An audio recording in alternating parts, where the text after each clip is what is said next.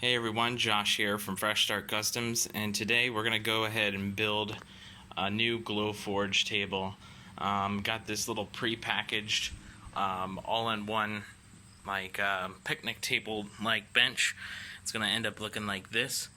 Got it from Menards for $65, and if you're wondering the SKU number, right there's the SKU number. So all it is in this box is a bunch of different parts that you assemble together, and we're going to see how this turns out.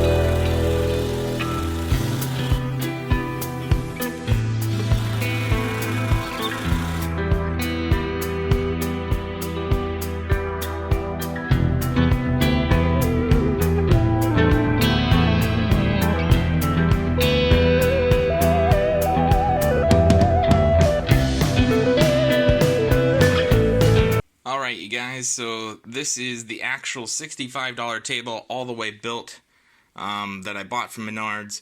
Everything was pre-cut. I used an antique white wood stain. I think it's a really nice looking color in this darker room. It makes it pop and makes the room look bigger. So the reason why I'm doing this exit video here is just to show you the table all the way built and to show you some modifications here. So let me get these instructions out so you can see what it's supposed to look like. So right there, it's kind of hard to see. There we go. So right there's what it's supposed to look like. As you can see, there's two support beams up front and then this support beam in the back. And then this is raised 10.5 inches off the ground. So those are the modifications that I did here. So let's go over that really quick. As you can see right here, there's supposed to be a support beam here, and then over here, what I did is I actually made it go this way. I'll show you here when I get closer to the table. Now at the bottom, like I said, it was supposed to be 10.5 inches up, so it's supposed to be like right here. I actually went almost to the floor. I left a ½ inch off the floor there. That way the Glowforge Basic can open all the way up, from the lid can open all the way up without hitting the bottom lip on the inside. And then I've got the Glowforge Pro on top, and I know what you're thinking. You're like, well, how are you supposed to use the pass-through slot, especially when you're supposed to have that back wooden board on there. I actually took that wooden board off, so there was supposed to be a wooden board right here that goes across the back. Took that off, and then I just made it flush with the back of the back wood in the back, and I'll show you that here in a second too. So if I want to use the pass-through slot, all I have to do is pull this whole table forward, And if you can see these little white discs right there and right there, I've actually got 4 slider discs underneath each leg.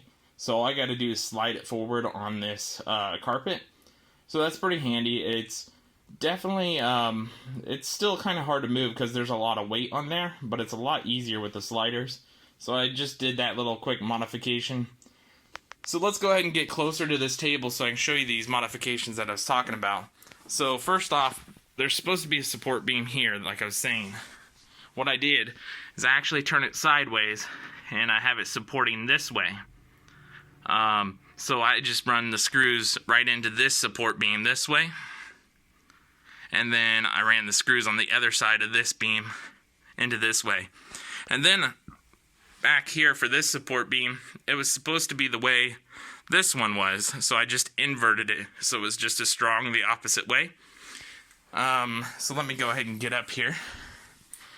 And if you're curious, this is where I do like all my YouTube recordings for my tutorial videos. So this is what that setup used to look like, but it was in the opposite corner.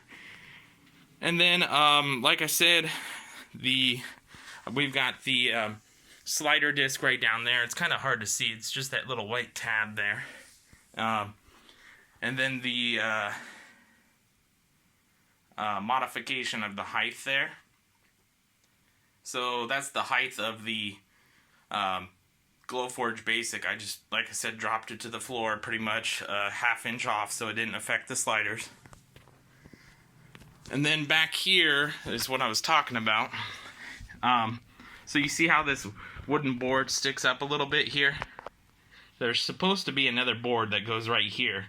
But obviously if you had that board there, it would get in the way of the plug, the vent, and the pass-through slot. So I just took that off, and then I butted this this wood all the way up against here instead of having like a gap there. And then I just spaced out the wood a little bit. And so if I wanted to, right now I just have the hose laying on the floor. I have a few more modifications to go, but I wanted to get this video out to you guys. So as you can see, there's a nice empty area right here and right here. What I'm going to do is I'm actually going to put like hooks right there that the 4-inch hose is going to lay right in those hooks. That way the pass-through slot will go over top of that hose still. And then if I really wanted to, as you can see here, there's a huge amount of room that you could actually mount an inline fan if I really wanted to do that. So that's an option too. So I just wanted to go over those. I'm going to hide the wire on that same run there, so you can't even see the wires from the front like you can now. And then we're going to go ahead and do the same thing for the bottom one here. We're going to just run hooks and the wires through there. So let's go ahead and get up front here again. So that's pretty much all my modifications. As you can see, I kind of missed the ends here for the stain, so I'm going to go ahead and retouch up those ends really quick. But other than that, that's the entire video. That's the $65 table from Menards. Now, if you're wondering if I think it's worth it, it turned out pretty cool for 2 Glowforges. That was my ultimate goal. It took about 3 days to build this just due to sanding and all the stain and everything. The reason why is I had to sand every single piece down on all 4 sides because it was not the best looking wood from the start. I mean, it's $65. That's, you get what you pay for. So I sanded it all down, made it look real nice and pretty, and then stained one side, let it dry overnight, flipped it over, stained the other side, let it dry overnight, and then we had to build it all. So all in all, it took about 3 days to build, just because of that. Now, if you just gonna buy it and you don't worry about the actual looks of it, then go for it. 65 bucks. Just pull it out of the box, drill it all together. If you don't care about looks, then you're good to go. The reason why I cared about looks is this was gonna be in my house versus like a shed or something. Otherwise, I would have just drilled it all together. So this is a pretty nice look here. I really like the antique white look here. I know it's kind of hard to catch on video here. There we go. That might be a little bit better in this light. So yeah, it shows off that wood grain real nice. And I hope you guys enjoyed the video.